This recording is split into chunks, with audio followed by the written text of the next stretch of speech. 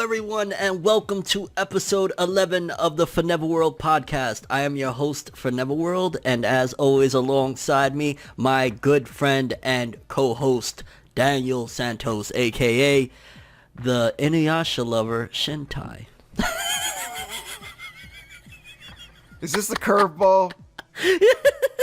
You know, we're gonna have to just briefly touch up on that new trailer for Yashahime Princess Half Demon. At the very least, we gotta touch up on it.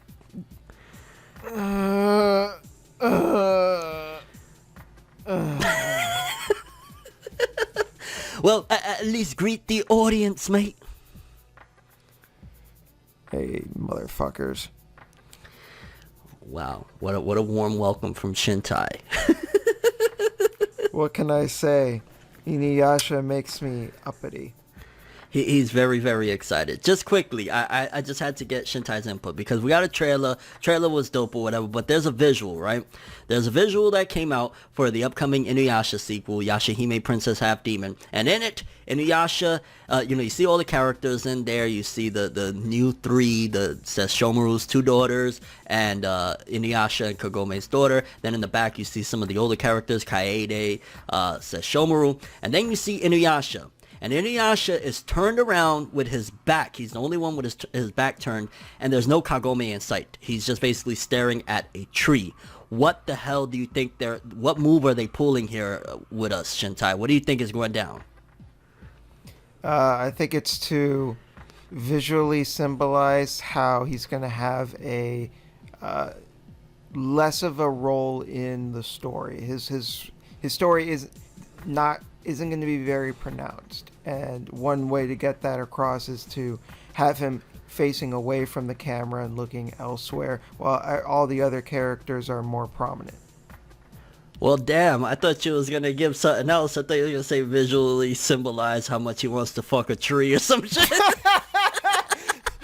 He just wants to take it out, just go to town.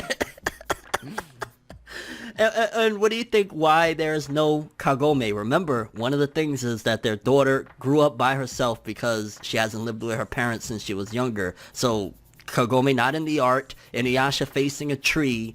What happened to Kagome? So I don't know if this shit is canon. I don't know if this person was lying, but I did see someone say that Kagome died of cancer in one of the light novels or whatever, which that was news to me. I've never heard that before. That person is probably trolling and pulling your leg. He might be trolling. I mean, I don't know. I really don't. But like, maybe it could be.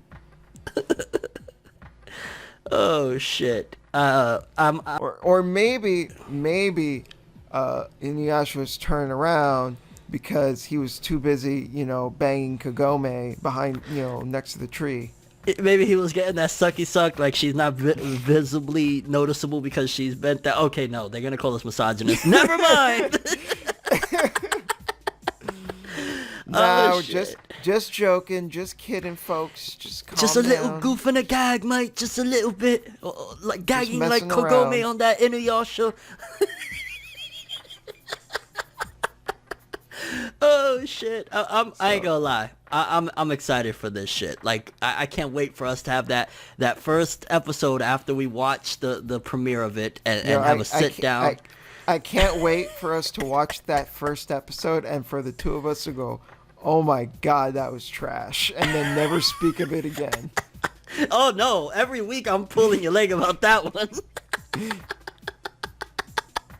This is gonna be material for the next however many episodes that show goes. Will be every episode of the podcast. We will be touching base on Yashahime Princess Half Demon, aka Shintai's newfound favorite anime.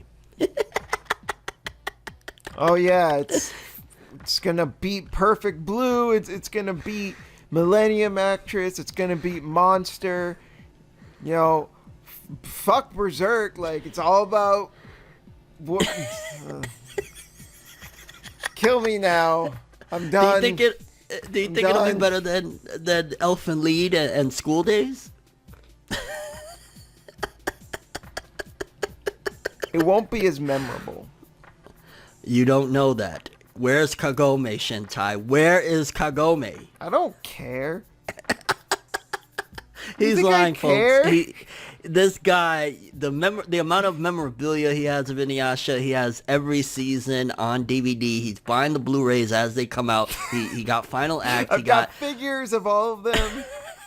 This guy just massive Inuyasha fan here, folks. Like, clap it up, Shintai, Inuyasha fan of the year. Let's do it. The next cap I buy is gonna be an Inuyasha cap for sure. Now that's cap. It's gonna be, you know, it's gonna be Inuyasha slitting his throat. Oh gosh, well we just turned down a dark alley now, didn't we? Oh shit, and you know what? This is actually a perfect segue into the first topic that we got today.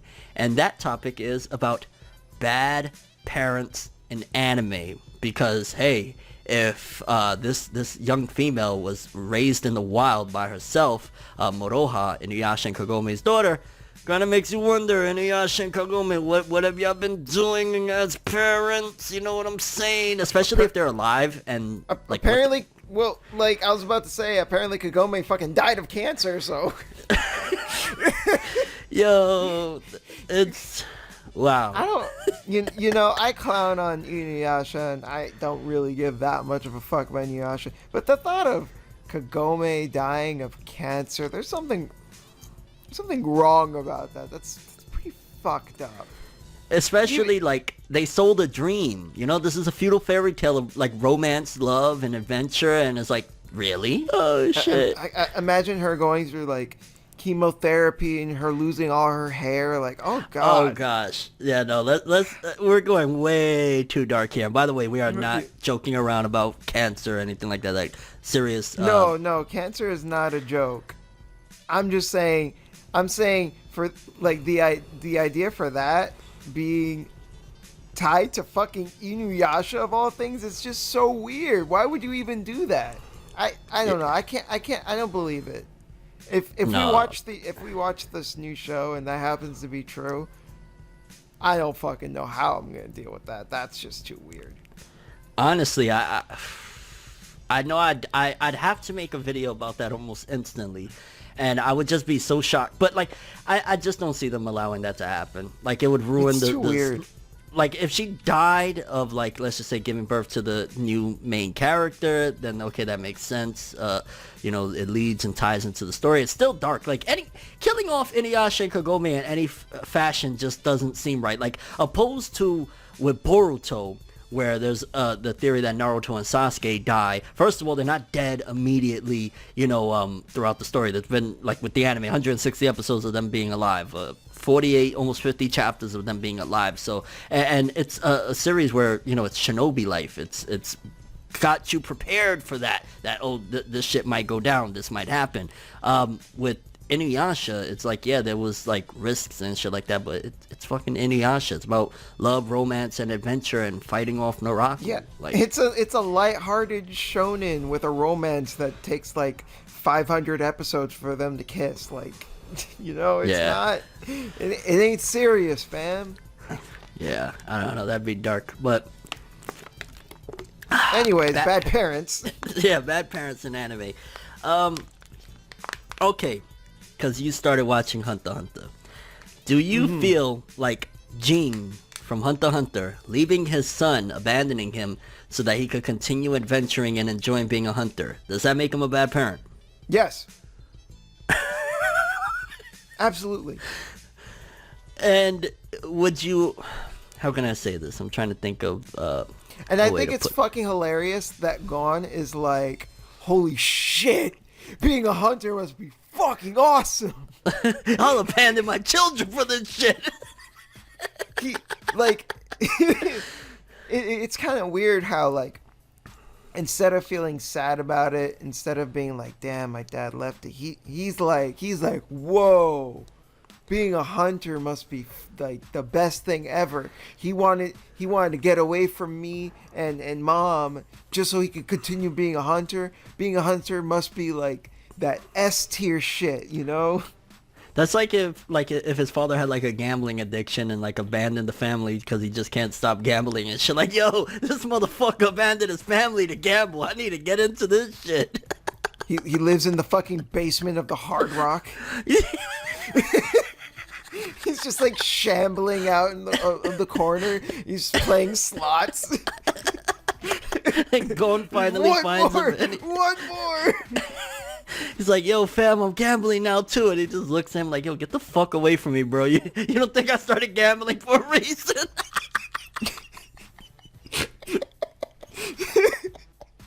Oh shit, this episode is too dark for me. What have we started? Chaos. Oh shit. But see, with like Jing, I guess, there's a certain amount of realism to it, right? Because, being a bad parent, that abandoning your child makes you a bad parent and stuff like that. But there's still like the unrealism to it, because for starters, no kid, I mean, there's a possibility, but majority of kids, the average kid is not going to be excited at the prospect of like, yo, this hunting shit is so fucking cool that my pops just ditched me out in the middle of nowhere so he could go do it. But like, there's other instances. Yeah, sure, it's unrealistic, but like at the same time, it leads for an interesting story. So, whatever, I don't care. And that also is to Hunter x Hunter's credit, a very different type of story, because you think about it, like the average shonen and Shonen Jump is like, oh hey, I want to be the Hokage, I want to be the Pirate King, I want to be the world's strongest fighter, the universe's strongest fighter. This is a story about a kid trying to find his father, to a certain degree. Mm-hmm. So like that's to its credit. But like, take a series, I'm not sure if you've ever seen Future Diary. I have not. Okay, so the main character's dad, and it's been years, so I can't remember exactly, but I just remember this dude, like, he was such a scumbag that the main character's girlfriend, who was a yandere, the queen of yandere, Yuno Gasai, she actually, I don't know if she killed him or she wanted to kill him, because, like, this dude would offer up his son to get killed, just like if he owed money or he could get something out of it. And the realism, I'll never forget, like, to this day, I still think that Yuki's father from Future Diary is probably the worst, if not top 5 worst parents in all of anime, because it's one thing to be a neglectful piece of shit like Gene. It's a whole other thing to be willing to have your son offed or hurt or whatever, allowing him to get hurt physically because you're just a piece of shit. So I guess there's levels to being a bad parent in anime. You know who else is a really bad parent in anime? Who? Fucking Gendo Ikari from Evangelion, Shinji's dad. Oh yeah, yeah. Yeah. That is a awful dude. Like, talking about letting your son do some fucked up shit on their behalf. Like, this guy has his son get in a giant robot to fight like these angels, these like fucking otherworldly creatures that they don't even understand, that are like beyond human comprehension. And he's like, hey bitch, get in the fucking robot and fight those things.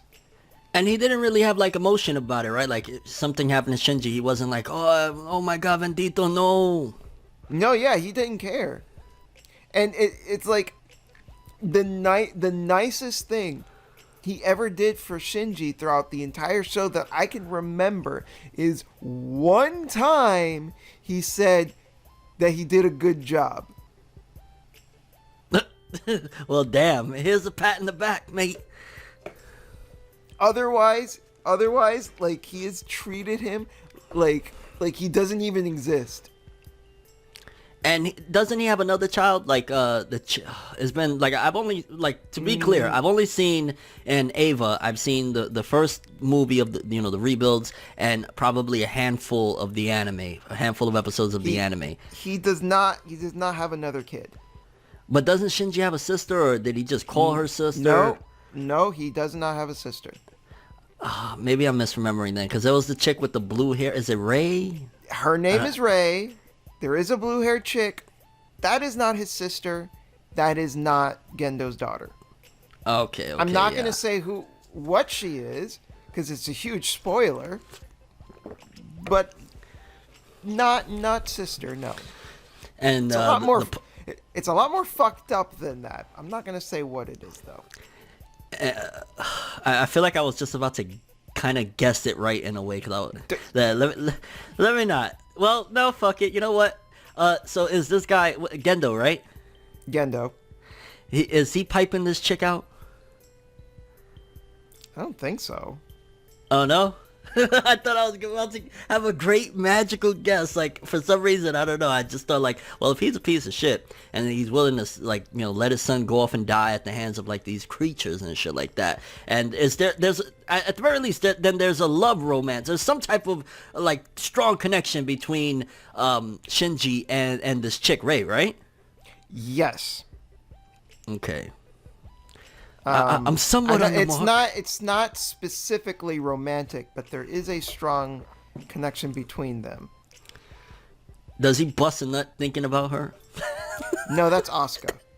Okay. That's the brown hair chick with the red suit. Yes. I always thought of her as a redhead, but yeah, same girl. Okay. Asuka Langley Suryu. In the movie End of Evangelion, there's that infamous scene where she's unconscious in the bed. He locks the door, does his business, and then you have that screenshot where it says, "I'm so fucked up." Well, okay. Here's a question. Would you say that Naruto's parents are bad parents? Didn't they fucking die? Yeah, well, no, that they died trying to save their son and all that jazz. The two problems I have with them as parents, right? And I love those characters, so let's get it straight. Like Kushina, like that's one of my favorite moms in all of anime. Minato, awesome as well. My two issues is, one, them putting a giant beast, the nine-tailed fox, inside of their own fucking son. Like, I to this day, I'm still like, fam, I get it. You were trying to save your village and all this shit, but like, there could have been something else. I'm sure fans have thought of many different things that he could have done. I get it, spare the moment or whatever, but that's your fucking son. So that's one thing that's like, come on, fam, come on. You basically left your son out. Well, what were they supposed to do? Were they supposed to use someone else's kid?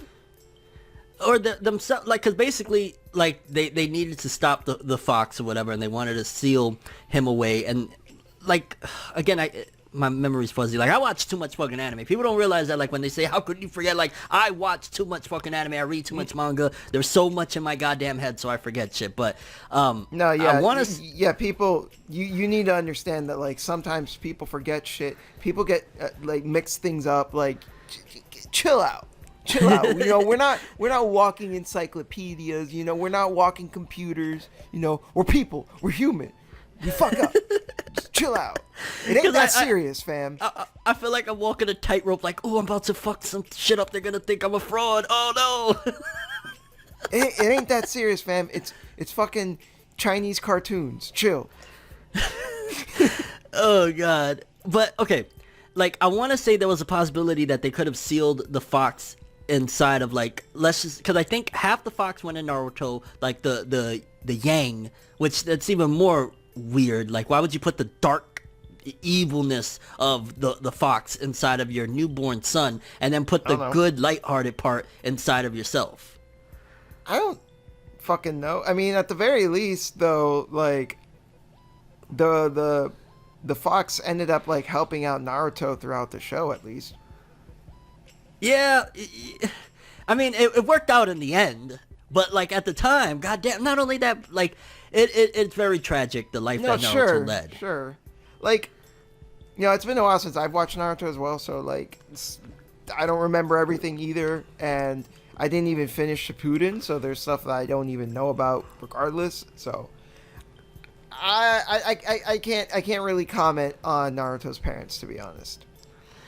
Well, and here's my second issue with them. There was a chance during that whole debacle of them getting ready to die. I believe one of them could have actually lived. I want to say Minato, the father, had the opportunity to live. And I think even the mother said, like, at least you could be here with him and whatnot. And they found some reason that to this day I still think, like, what the fuck?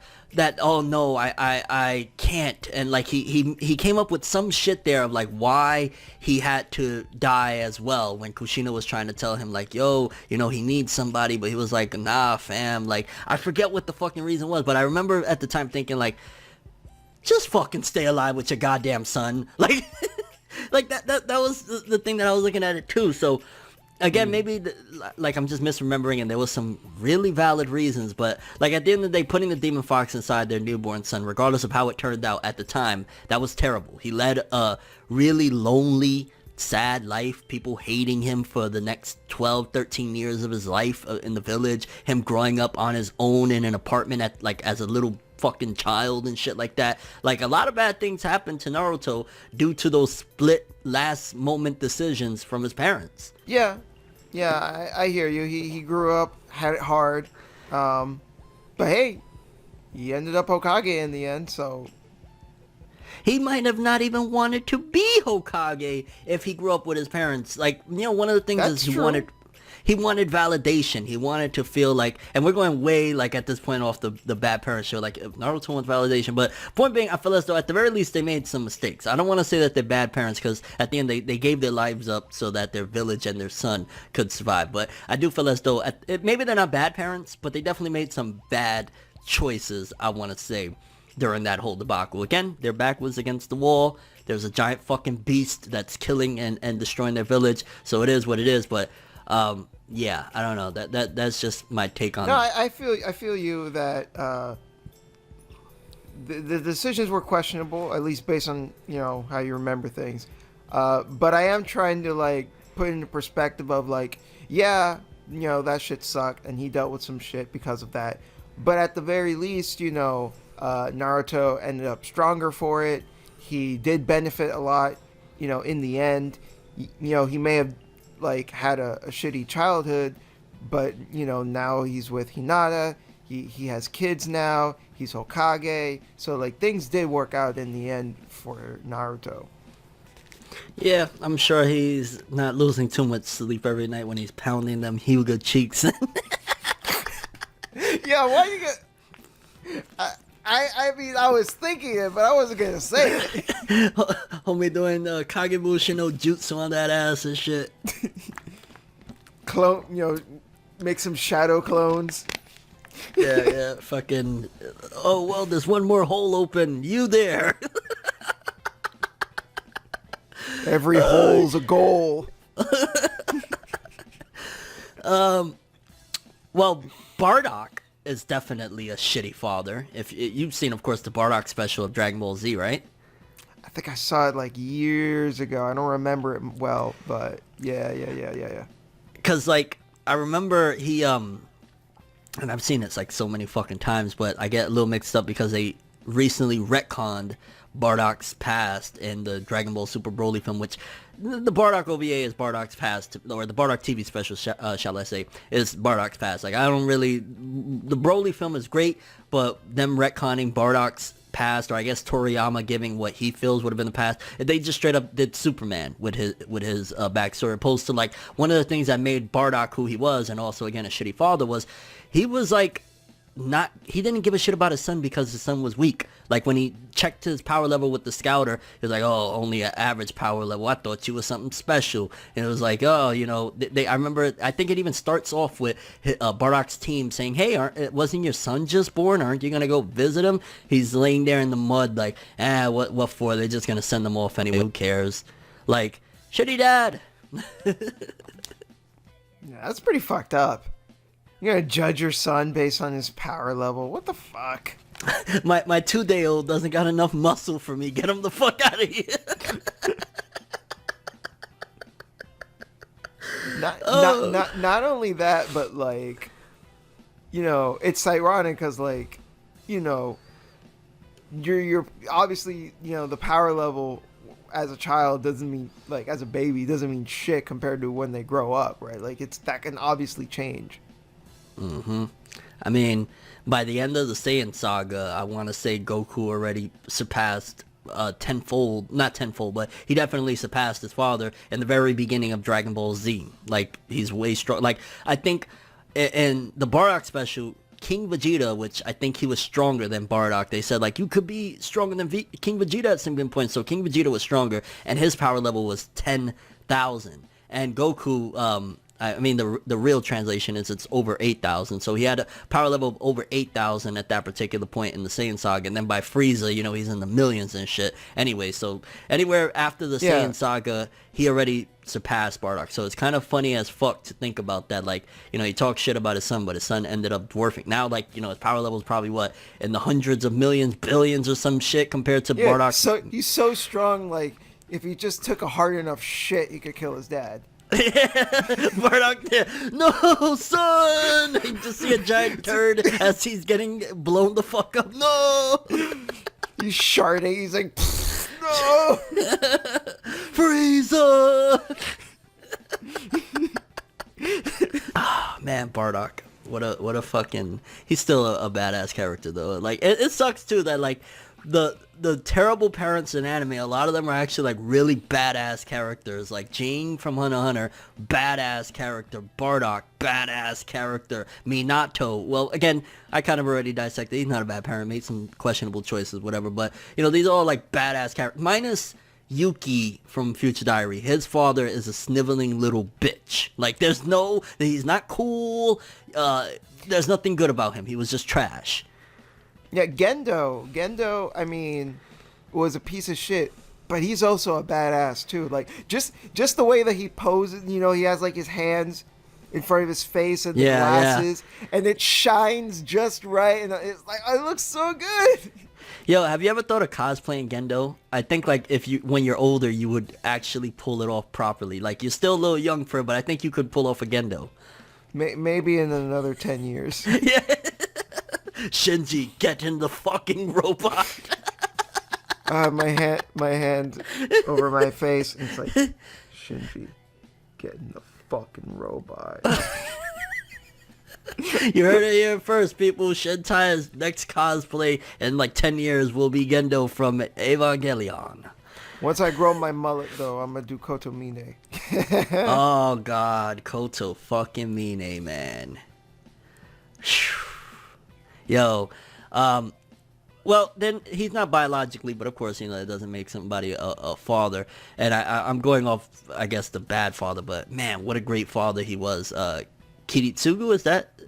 My God, my memory. Yeah, Emiya Kiritsugu, yeah. Yes, like, oh my God, like, you know, and maybe different discussion for a different time, but boy, you know, I find myself going back to a lot of quotables from Fate Zero and how it really just shows you about life. Like, one of the big things that Kiritsugu used to say was like, not that he said, and again, maybe I'm misremembering shit or whatever, but I know that, like, basically when you look at it, Shiro is who you are when you're younger, like wanting to be a hero and shit, and Kiritsugu is who you are when you're older. It's truly like a coming of age, like, breakdown, so to speak, when you look at both of the characters. Like, Kiritsugu is basically a Shiro that failed in so many different things. Like, oh my God, just I thought about what happened with his sensei, how he had to blow up the plane and shit. Oh my God, Fate fucking Zero, great anime. Don't spoil it. Oh yeah, go watch Fate Zero, please. I apologize. Like, disregard everything I said other than the fact that Fate Zero is the shit. But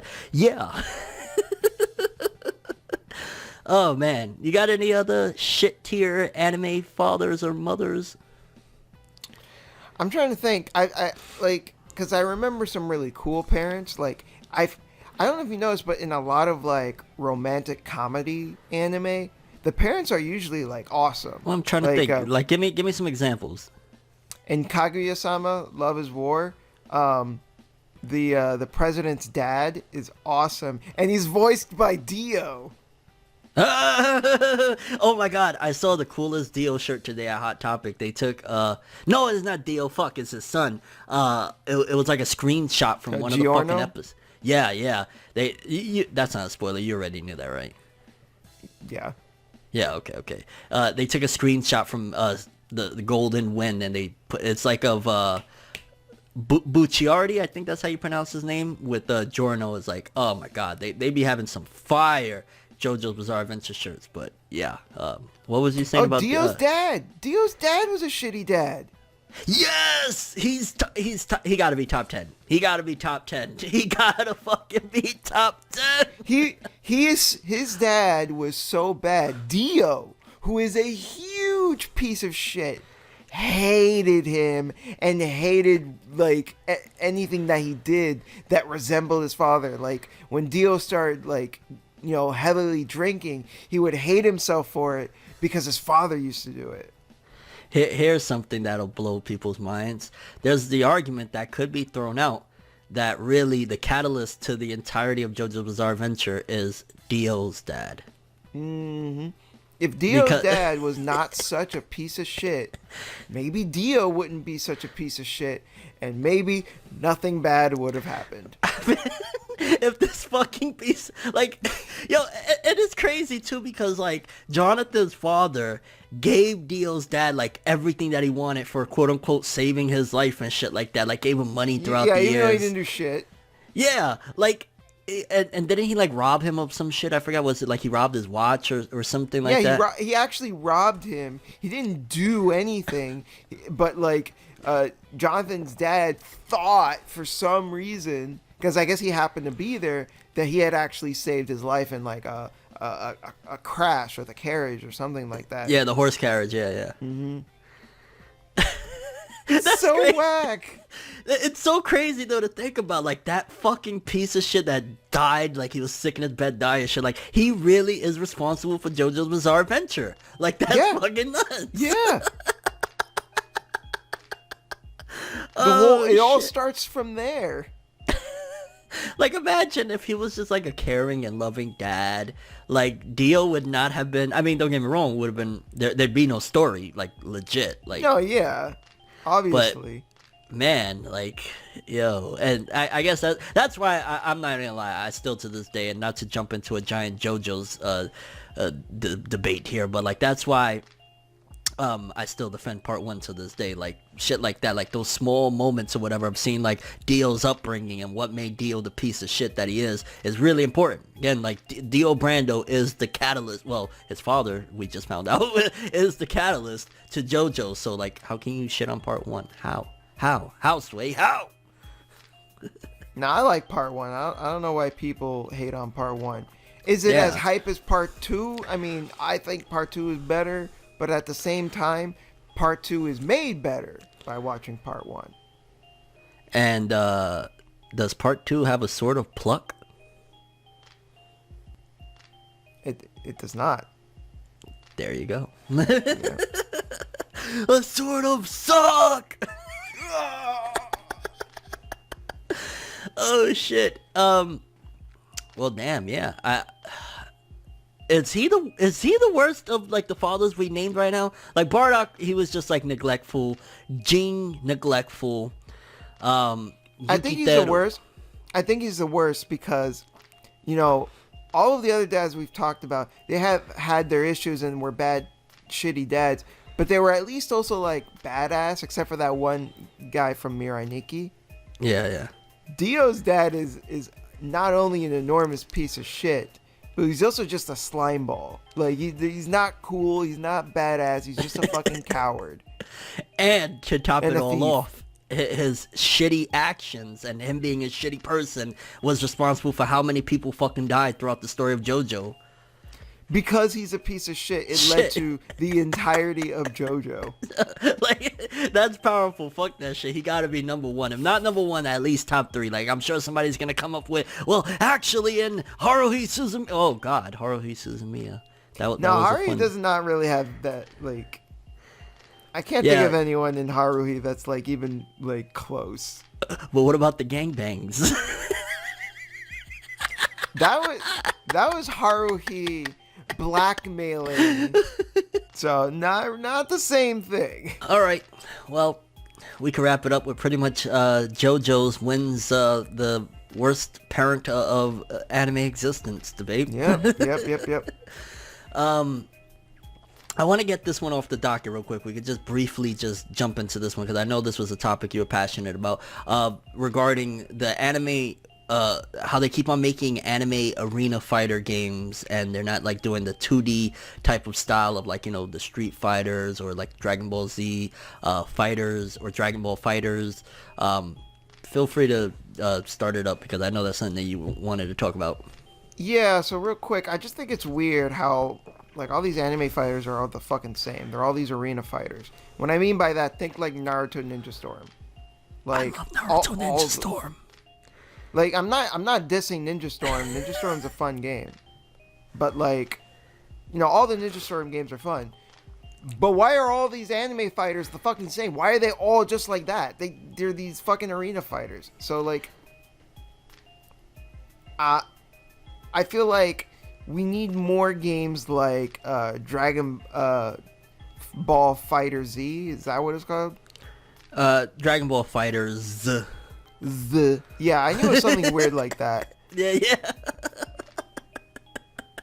Whatever. So like the reason why that game kicks ass is because it's made by, who would have thunk it, an actual company that is known for making fighting games.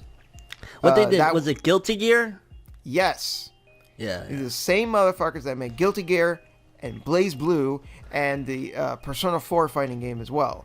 These guys know what they're doing. So that's not to say, again, not to diss Ninja Storm.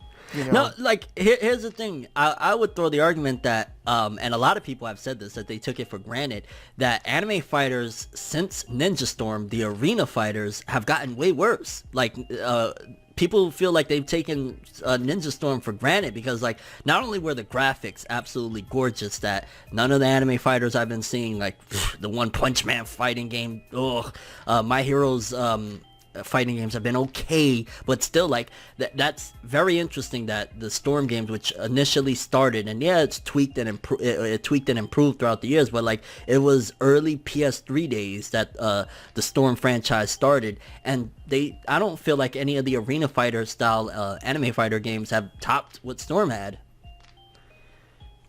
Yeah, but even still, so on one hand, yeah, it's the stagnation of all these games being so similar to Ninja Storm. And you're right in that, yeah, they're all copying it and they're all doing a worse job at it. So what the fuck? Yeah. It's all the same shit, but worse. So I feel like we should have more games like Fighter Z. I'm not going to call it Fighterz because that's dumb. Fighter Z, because like that's a great fucking fighting game. Like it could have been anything. It didn't have to be Dragon Ball, but the fact that it is Dragon Ball, just makes it that much more hype. But like what I'm saying is that could have been it could have been like something else entirely. It could have been a brand new fighting game with its own unique characters, and it still would have been a great fighting game. You can't really say that about most of these other, anime arena fighters. The only reason why you would want to play them is because of your connection to the anime. And that's a problem, because it needs to be able to stand on its own as a good fucking game. And what you're saying, 100%, the game that just popped into my mind and doesn't leave my mind, Jump Force. It's literally what you said. They sold it off. Hey, you could have, which don't get me wrong, I love my trashy anime fighters. I do, because of that particular reason. Like, hey, my favorite characters, I get to versus them, yay. But that's literally what they did. Hey, you like Goku, you like Naruto, you like Luffy, here you go. Even though it's just like a clunk fest and it could have been so amazing, but we decided to just do a typical anime arena fighter. Here, we're selling you the characters you like in a very basic, like, could have been 10 times better style. Imagine if that played like Fighter Z. Oh, it would, like, first of all, they would have ate for years, because Fighter Z, I think they're still living off DLC. I know up to like last year, I want to say they were living off DLC. I think they still are living off DLC. Imagine if they would have carried on, or if they would have done Jump Force that way and carried it on, like, forget about it. It would have been through the roof. Every time there's a new anime or like, let's just say a new series jumps off, like Demon Slayer, for example, bam, it'll have the respect and love to keep it going.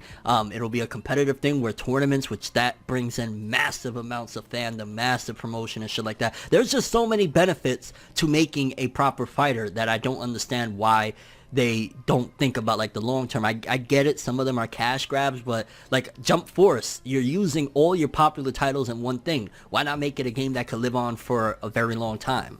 Yeah, and I'm not even saying like all of these games need to play like FighterZ, you know, but like do something different. Look at Super Smash Brothers. Do something like that. Look at Street Fighter. Do something like that. Look at Soul Calibur. Do something like that. Tekken. There's other places to take inspiration from. There's other types of fighting games. Why are they all arena fighters? Why are they all the same?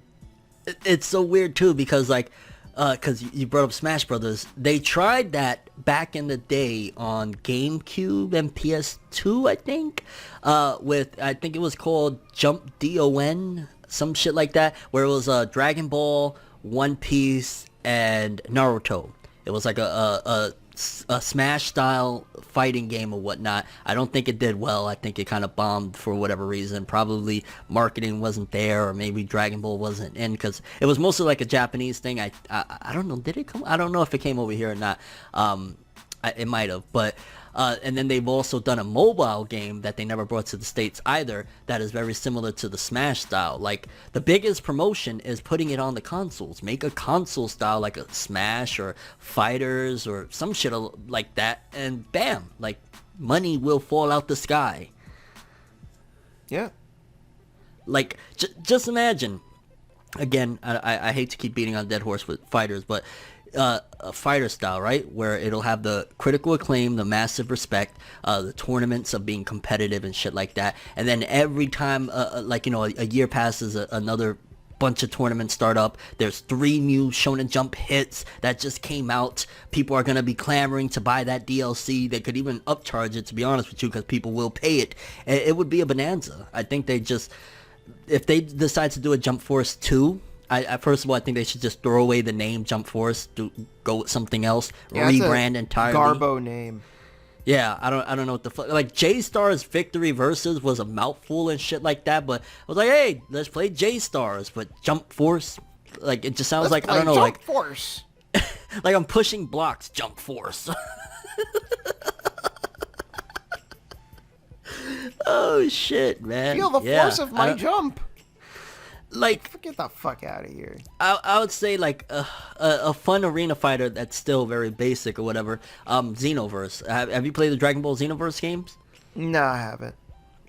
Those are kind of fun, and I love the online multiplayer and shit like that. But yeah, it's getting tiresome, and they're starting to bomb too. Like, I want to say, like, the One Punch Man game, nobody gave a fuck about it. It was clunky. It was an arena fighter, and it was just I think there's also a problem of, like, just oversaturation. And here's another thing, right? Why are all these games fighting games specifically? You know, there are other genres, right? I think we could make a whole other topic on its own of, like, games that could make great, like, you know, action games. Games that play like Devil May Cry. You know, games that... God. You know, games that play like, you know, a turn-based RPG or like a Tales game, or like, you know, like, imagine for a moment you were playing like in a game based on an anime that you go on a whole fucking adventure. You do quests and stuff. You get to explore that whole game, like that anime. You get to explore the world and see what it's like. You know, and so it's more than just like what you see in the episodes or in the manga panels, but like you get to physically walk around in that world and feel like you live in it. Cash grabs is one of the biggest things I could think about. Like, even when they try, right? Like with Kakarot, even when they try, they still don't push the limits. Like, you know, there was still a lot of limitations. Like, they try to make it feel like it was an open world game, but it still felt like it was enclosed in. Like, unlike a GTA, where GTA you just feel like you could fucking roam everywhere. You know what I'm saying? Like, the next stop is gonna be, they're gonna allow you to be able to fly into fucking spaces or some shit like that. So when they try that, I think a lot of it is budget. I'll be honest with you. I think that it's a gamble. Like, if they're gonna put in, because it sounds like it's way cheaper and easier to make a quick fighting game. You know, you create the character models, put together some backgrounds, have them swing and punch, and call it a day, than it is to be clear, making a good fighting game is fucking hard and a lot of work. But if you just want to make a quick and easy fighting game, then you just make a couple of stages, a few characters, and slap $60, call it a day, And for the most part, I don't think the developers are to blame for that. They usually want to make a good game, but it's usually, there's budget constraints. They don't have enough time. They don't have the resources to make the game that they want to make. Oh my God, Promised Neverland game, and like a dark Ni no Kuni, like with Promised Neverland. Oh my fucking God, that would be but I'd imagine the amount of money it takes to make a Ni no Kuni is insane compared to, again, shitting out a quick, One Punch Man or Seven Deadly Sins, the game that came out for the PS4 and shit. Yeah, see, that's the problem with like a licensed game where, there's already that built-in audience. So they think like, whatever. We don't have to put that much money into this. We know we're going to make it back. It's just like music, where if there's a artist that they kind of independently already got a record that is, let's just say, a couple million views on YouTube, and people are really liking this artist, like, oh shit, we don't got to put $20 million to make them blow up. We could just throw a little extra marketing, and we're going to make millions off of this guy's single once it, we just put a little bit of money behind, opposed to taking an artist from the dirt. Like, okay, let's put him in the studio. Let's try and put, $1 million behind this single. If it doesn't explode, then we got to do another $1 million behind the next one. So I guess it's the same concept. It's capitalism at its finest. It is what it is. Okay, now with that being said, let's jump into Who Wants to Be an Anime Fan? Woo! Alright, Shintai, are you fucking ready, mate? I'm ready. Let's do it. Alright. So, in Magi, the Labyrinth of Magic anime, what was the name of Aladdin's companion that resided in his magical golden flute? Was it A, Albert, B, Sinbad, C, Pat Sajak, or D, Ugo?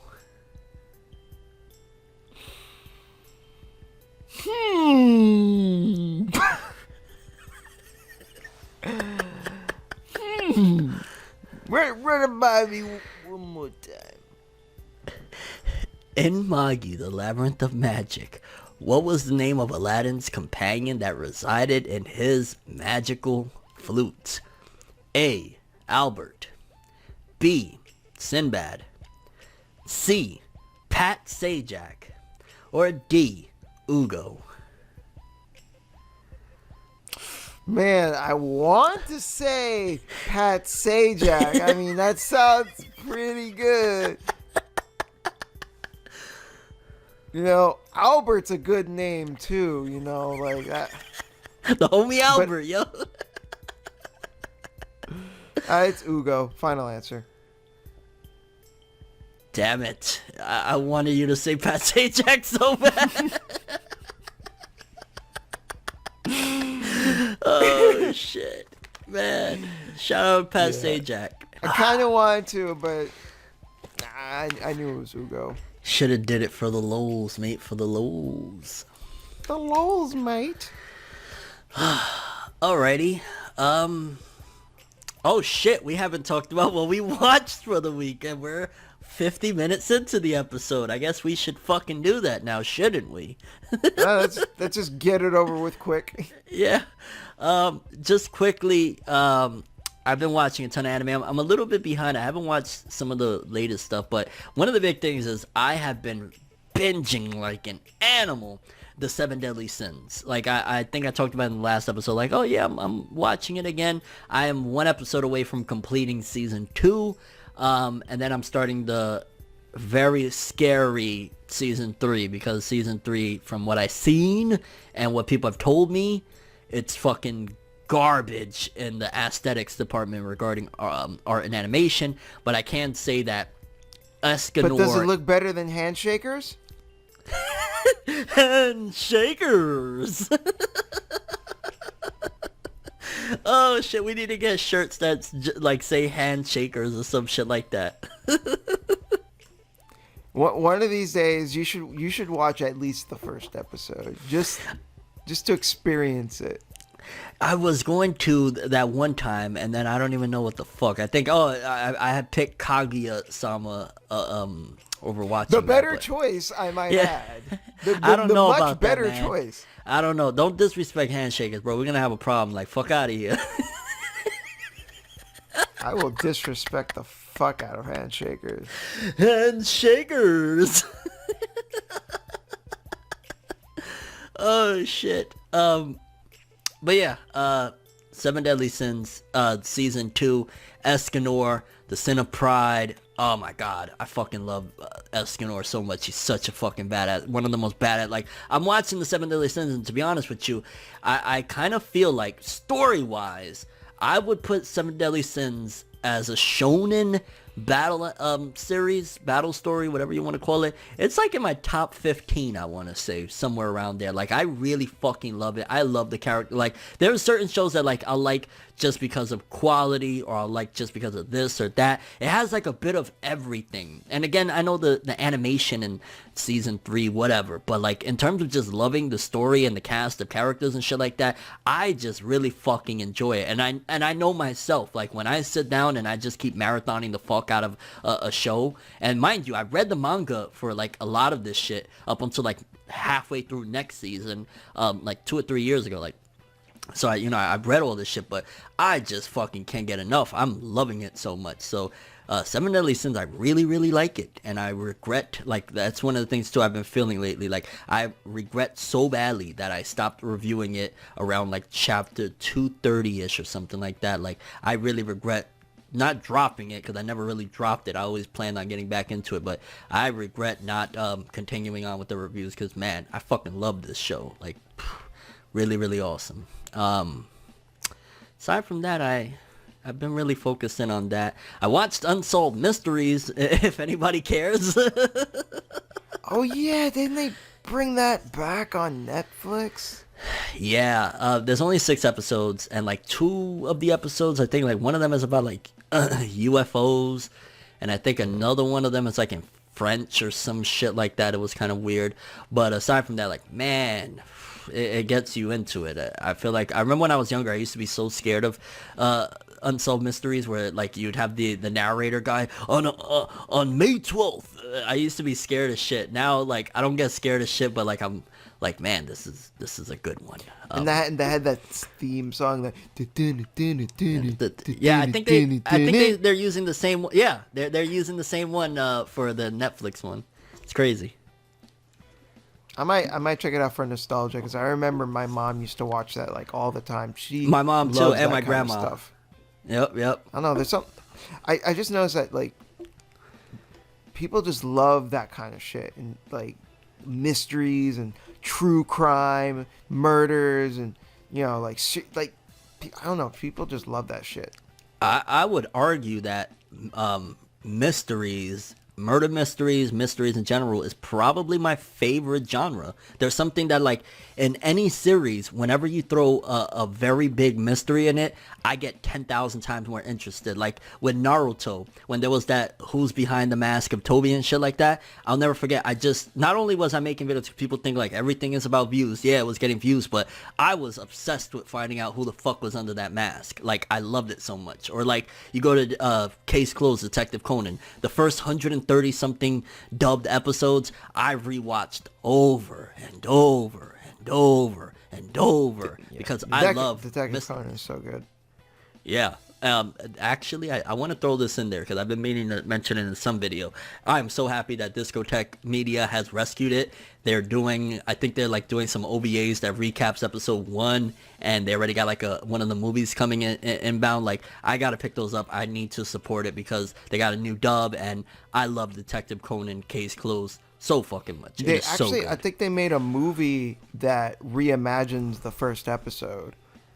Yeah, I think it's called Episode 1 or some shit like that. Yep. I remember seeing the Blu-ray for it on Right Stuff. Yep. That's where I gotta pick it up. I think it's like about $20.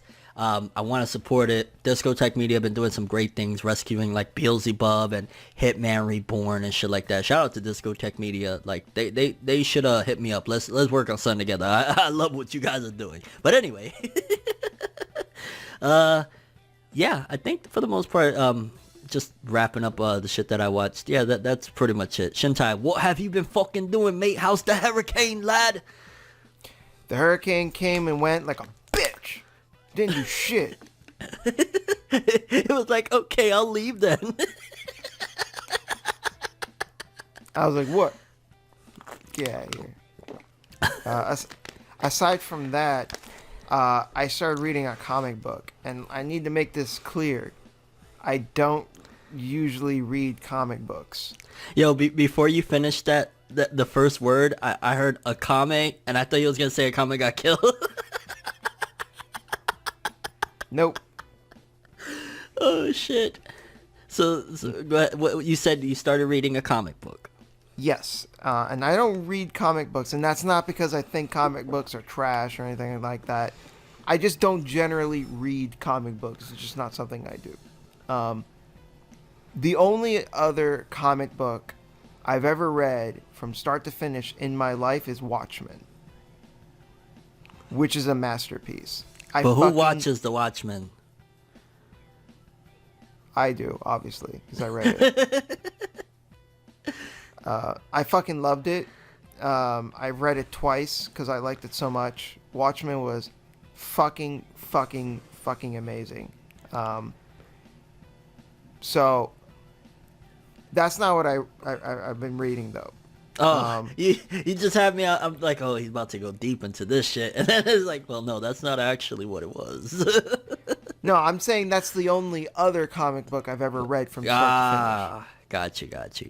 Okay, the comic book that I have been reading is All-Star Superman by Grant Morrison. Is that a fairly recent one, or? I'm not totally sure. It was recommended by a friend of mine, and I was like, okay, since I loved Watchmen so much, since Watchmen to me was like god tier, like I give it a 10 out of 10. It's a masterpiece. Damn, and that good? Yes, that good. Is it better than Inuyasha?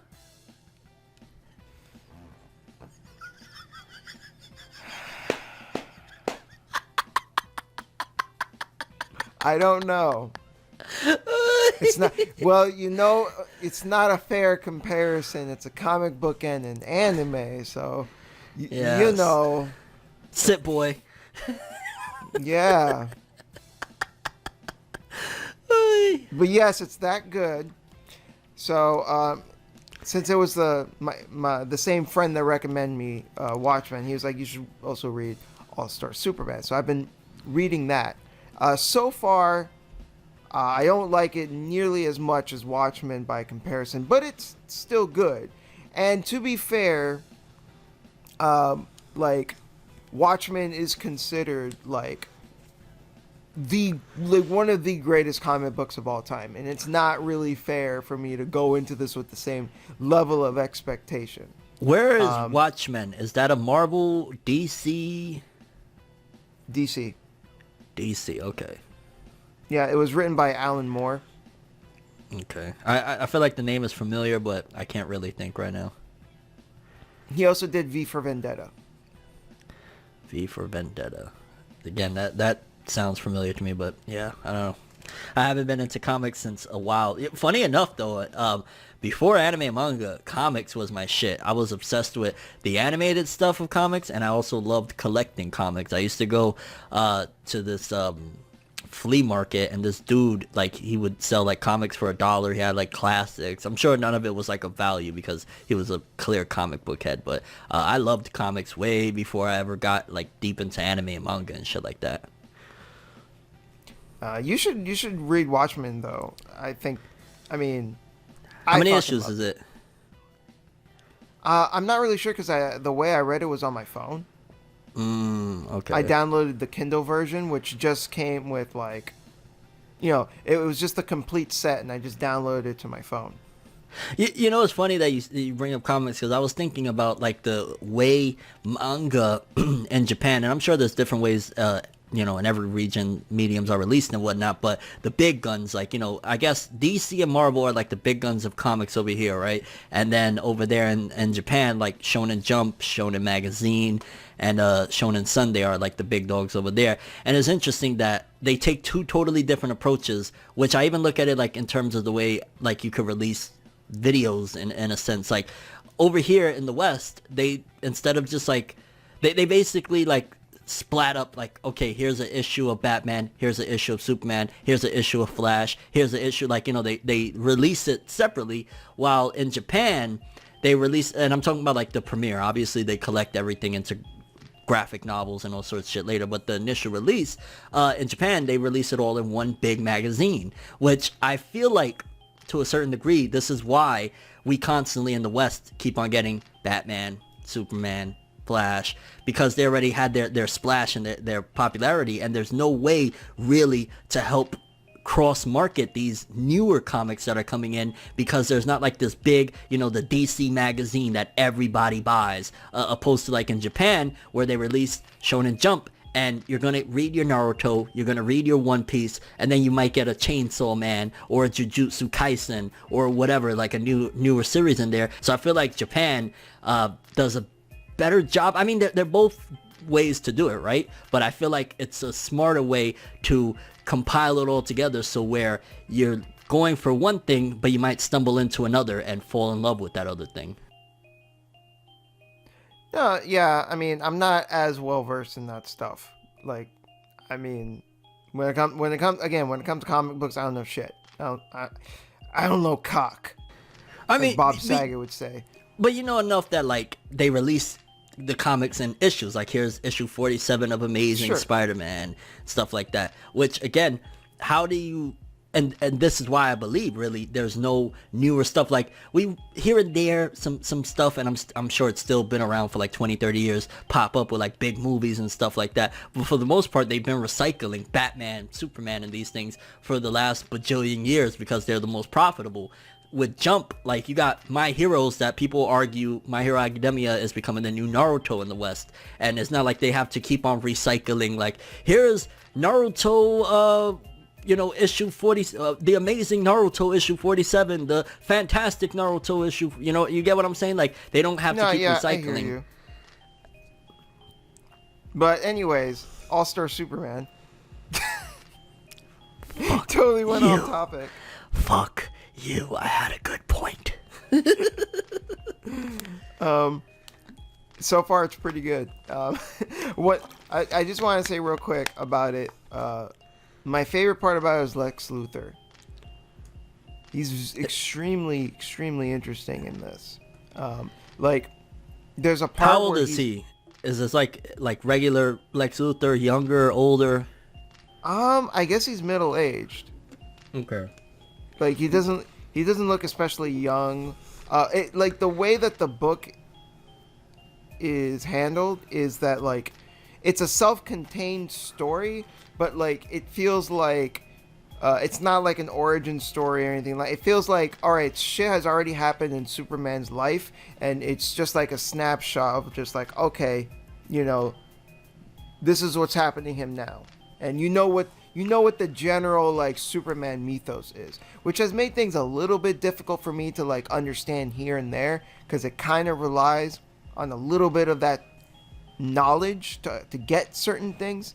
So there's been little things here and there that have been difficult for me to like understand, but it's still for the most part like a standalone thing. But I really like this one segment of the book where Lex Luthor is talking to Clark Kent, and and he's in prison, and Clark Kent, Superman, is interviewing him as. Did you just spoil Superman's identity? Oh no. Oh no, for none of you out there that didn't know that Superman and Clark Kent are the same person. Oh no. Mind blown. But like the way that he was talking to him was really cool, and it was really funny too.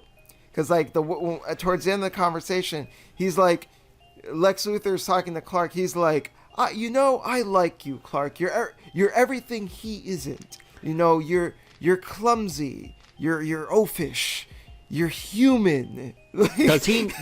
Oh, so he doesn't know that that's actually Superman. No, he didn't realize it. Oh, so because he's a reporter, so he thinks he's just like talking to a reporter about Superman. Yeah, he just thinks he's talking to Clark Kent.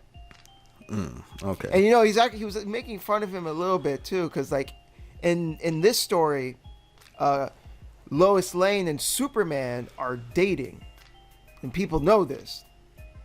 And Lex Luthor was making fun of Clark Kent, going like, Lois Lane had strapping young lads such as yourself around, but she never noticed you. Kind of making fun of him, not knowing that he's secretly laughing at. He's like, yo, fam, you could say all you want, but at the end of the day, I go home and I slam the shit out of them Lois Lane cheeks. Meanwhile, you sitting up here in the fucking pen, you bald idiot. Well, there's more I could say, but I think that would be veering on spoilers. So far, it's pretty cool. Well, shit, you already spoiled Superman's identity. Fuck. Damn, I'm a piece of shit. I'm more than halfway through, so like by the time we record the next episode, I'll probably be done, because like I'm going through it pretty quick. Well, that's the main thing I've been doing. That's pretty cool too. You dabble into like you're like me. I'm so hard headed, like anime and manga guys, but you actually you'll be listening to a Frank Sinatra record, and then next thing you know, you're reading a Superman comic, and then you're the fuck, Frank Sinatra? Whatever. I'm trying to give you fucking credit, you asshole. When have I ever talked about Frank Sinatra? Don't get me wrong. I mean, you're diverse, you asshole. Don't get me wrong. I'm not dissing, Sinatra. Sinatra's the fucking man. I've just never brought him up before. Maybe we could take it to the distant past. The distant past. Distant oh, past. that was everything. Take me to the distant past. I wanna go back. That shit is me and my niece be jamming that shit, bro. Oh, for people that don't know, Shintai put me on to that. That's why I brought it up. Yeah. Yeah. Distant Past, good song. Look it up. They're by Everything Everything. That's literally the name of the group. Everything. Everything Weird, is but whatever. Hey, they make some pretty fucking dope tunes. So shout out to them. Hell yeah. Well, guys, let us know. First of all, big question.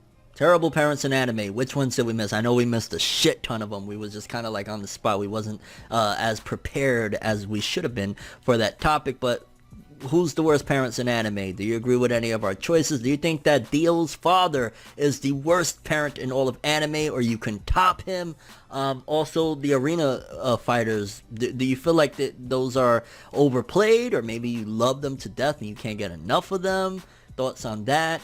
What do you think about Shintai's massive boner for the Inuyasha franchise? It's throbbing. Oh God, sit boy. Oh shit. Can't stay down. Is Kagome dead? Is Shintai's I don't fucking know, the alien that told him that Kagome died of cancer? It was Tommy Wiseau. Oh shit, you never talked about that fucking the movie. Oh no, you're right. We never. Well, we'll have to leave for next time. Yeah. Shintai told me about a very interesting film. But yeah, your overall thoughts of anything we discussed in this episode of the ForneverWorld podcast. If you've got any recommendations for some topics you would like us to cover, definitely drop them in the comments below. Drop us a like. We would greatly appreciate it. And I believe we would definitely. I would really. No. Yeah, people. Yeah. And real quick, I released a new video in case anyone wants to check it out. It's called The Beginner's Guide to the Beginner's Guide. You don't need to have played that game to watch the video. I do spoil the game, but you don't care. You know, you can watch it anyways. I worked really hard on it, so, you know, I appreciate it. And what you guys don't know is this was all a metaphor from Shintai, right? He's talking about the beginner's guide to the beginner's guide in terms of life. So when he was referencing game, he was referencing life being a game. So he's kind of trying to give you some life coach advice in this video. Highly recommend.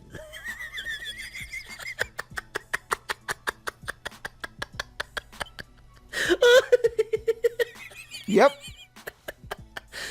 Check it out. I'll link it in the description. Oh shit. And oh yeah, by the way, everybody scream at Shintai for spoiling Superman's identity. How dare he? I'm sorry. None of you. Hey, you never know. There might be somebody that's really pissed off watching this video right now. Like, I'm sure there's a 5-year-old who's like, who's Superman? Superman came out in 1938, you son of a bitch. Oh shit, but yeah, I think we're wrapping this one up. Thanks for watching the ForneverWorld podcast, episode 11. Shintai loves Inuyasha. Have an awesome day. No!